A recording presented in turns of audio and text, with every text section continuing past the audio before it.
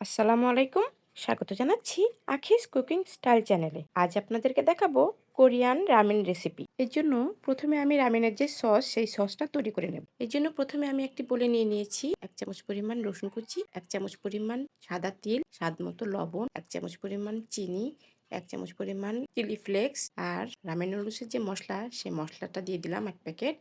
দিয়ে দিলাম 2 চামচ পরিমাণ সয়া সস, 2 চামচ পরিমাণ চিলি সস আর 2 চামচ পরিমাণ টমেটো সস।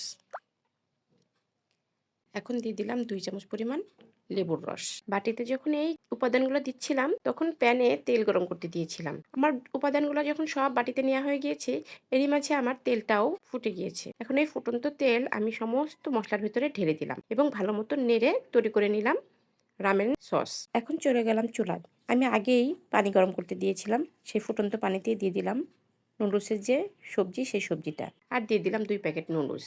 নুডলসগুলো আমি ভালো মতন সেদ্ধ করে নেব।